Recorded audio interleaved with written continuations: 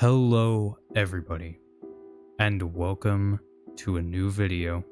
In this video, we are going to be taking a deep dive into 3 conspiracy theories that turned out to be true. All of these will have some pretty dark subject matter, talking about war, terrorism, and many other things. So be warned, as this is a pretty dark video.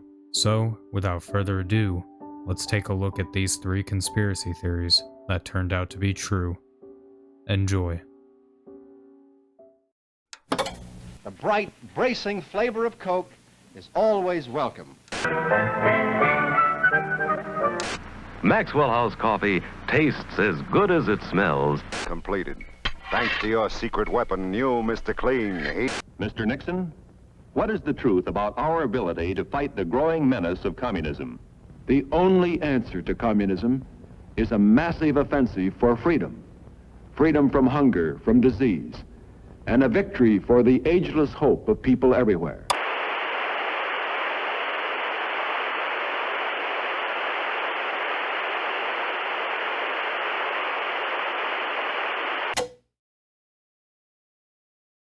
The year is 1956. The US had just gotten out of World War II a little over a decade before. All seems well. However, the government begins to notice something that they believed would destroy the well-being of all people who came into contact with it. Something that could destroy the very well-being of the United States.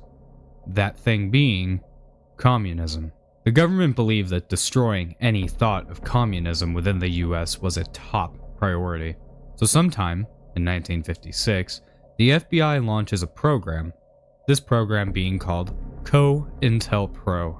Standing for Counterintelligence Program, this program was launched with the intent of destroying and removing any thoughts of communism by discrediting and destroying the reputation of the Communist Party of the United States. The program was launched by the FBI. Many FBI operatives were part of this program, and to destroy the reputation of these people, they would plant evidence on people. They would make anonymous phone calls to the people with specific information that could be damning to people of the Communist Party. They would illegally search people without a warrant. They would use wiretaps on people's houses and work, and they would do several other things. They did all of this with enough success to believe that they needed to do this with other groups and parties around the US, as they believed they were being invaded by communists. Shortly after, they began monitoring the civil rights movement, primarily ones ran by Martin Luther King Jr., as well as other groups like the Black Panther Party and the Nation of Islam. These groups were attacked in the same ways as the Communist Party. The justification by the government was that these parties had also been infiltrated by the communist regime. They had no evidence for this. However, by this point, no word of COINTELPRO had hit the public, so they were still in the clear. The government began to infiltrate other groups like women's rights activists, environmentalist groups, animal activist groups, to several others. They began to do this to so many groups that people began to speculate if something was going on that they didn't know of. This program had ran, up until this point, all the way to 1965. The program had been going strong in its attempts to destroy and discredit these groups. However, it was so noticeable that civilians that weren't even involved in these movements began to notice something was going on with these groups.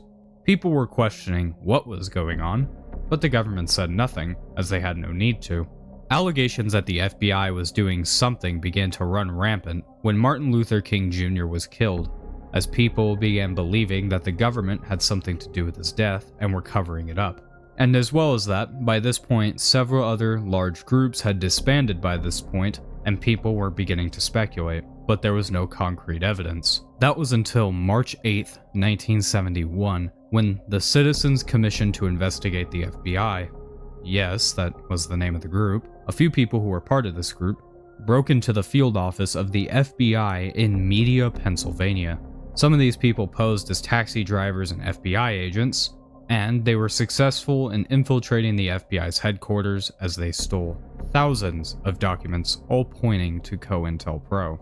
The evidence was damning and irrefutable, as they had big names associated with these documents, such as the head of the FBI, the vice president, and even the president himself. They were able to successfully pull this off because this happened on the night of the fight of the century between Muhammad Ali and Joe Frazier.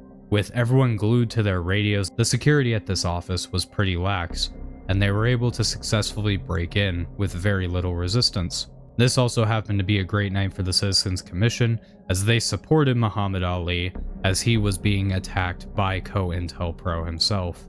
After obtaining these documents, they released them to news media, and most were hesitant at first, as they didn't know the legitimacy of the documents. However, upon the Washington Post authenticating the authenticity and then posting about it, other news stations and papers instantly took to the story and ran with it. News began to spread like wildfire, and the FBI, with nowhere to fall back on, head of the FBI, J. Edgar Hoover, said that the program was unethical and that they were closing the program.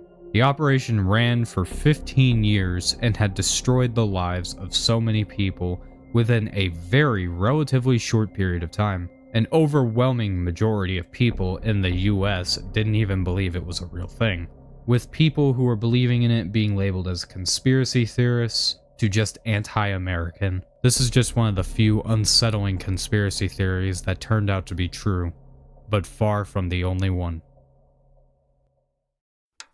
Teamwork. And here's a team of junior spacemen with an out-of-this-world... This wants tunas that taste good. That's for me. This gives you away. Get Quake. 1, 2, 3. I have directed the continued and increased close surveillance of Cuba and its military buildup. By the presence of these large, long-range, and clearly offensive weapons of sudden mass destruction, constitutes an explicit threat to the peace and security of all the Americas.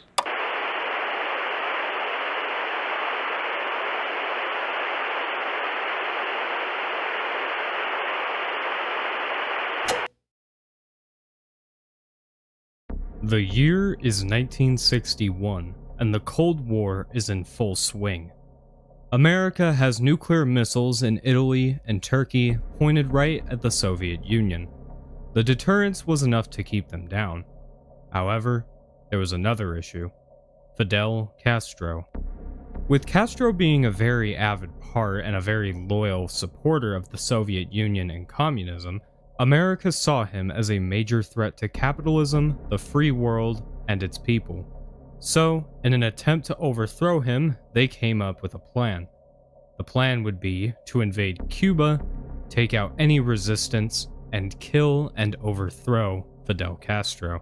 Being approved by JFK and Eisenhower, this operation would be headed by the CIA. The CIA would oversee all production of the plan, and the plan was to get into Cuba and take out Castro. So, on April 17th, the plan launched. However, this did not happen the way they wanted it to. Due to poor planning by the CIA, and them not knowing how much resistance they would receive from the local supporters of Castro, the US failed in its attempts to overthrow him. This event would be known as the Bay of Pigs invasion. This was an absolutely horrible failure by the US. However, the US was determined. They wanted war with Cuba, given the strengthening relations with the Soviet Union and the fear of a big conflict happening if Cuba continued to work with them. American citizens were also calling for action to be taken due to a rising fear of terrorist attacks or potentially all-out war.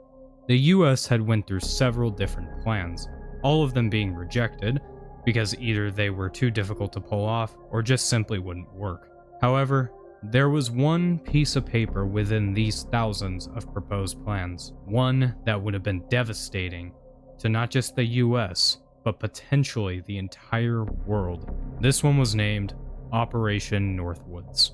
This wasn't just an average plan to try to bring peace between Cuba, the Soviet Union, and America, or even to invade Cuba again. No, this plan was far, far worse. The Department of Defense made this proposal on March 13th, 1962. This proposal was a multi-stage program where they would commit multiple actions, the first of which would be to stage attacks on military posts, faking most of these to not have military casualties, but making it look as if they were attacked. They would get the CIA, FBI, and several other groups to doctor evidence pertaining to Cuba wishing to invade America. This would paint a bad look for Cuba and just fuel the fire for going to war with Cuba. And finally, the biggest and worst part of this entire operation. The CIA would gather large groups of people together in big areas. These would be protests such as anti-war or civil rights movements protests. Once a large enough group of people, being thousands of people, were gathered together in these areas, they would then have American bomber planes bomb these areas and cause massive casualties of these civilians. They would blame these terrorist attacks on Cuba and then would have a legitimate reason to go to war with them.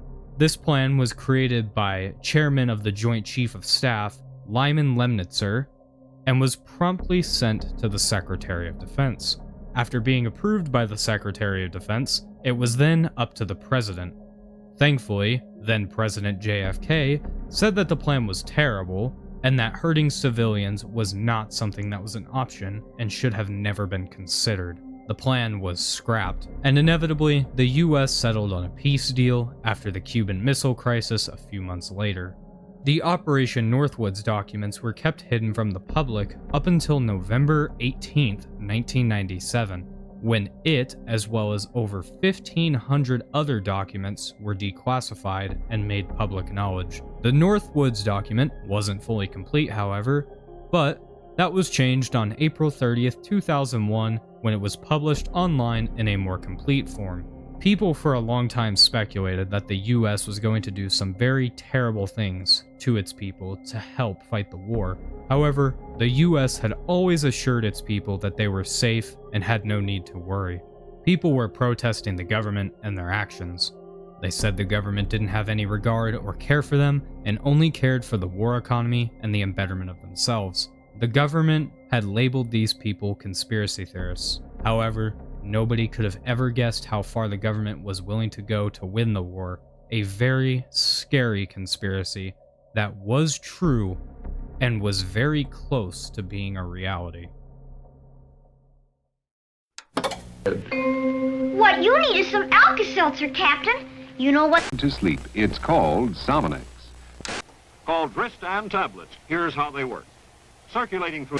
It's time for Pepto-Bismol, time for hospital tested.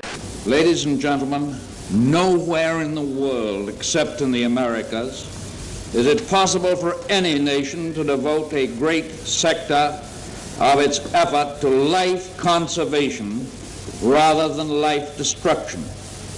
All of us are grateful that we in the United States can still turn our thoughts and our attention to those institutions of our country that symbolize peace.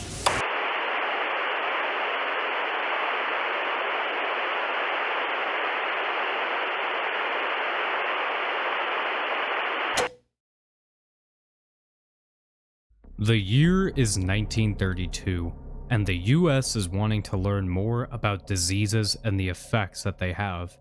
The government notices one disease that they've known about for a while, but want to know more about the effects of it if left untreated.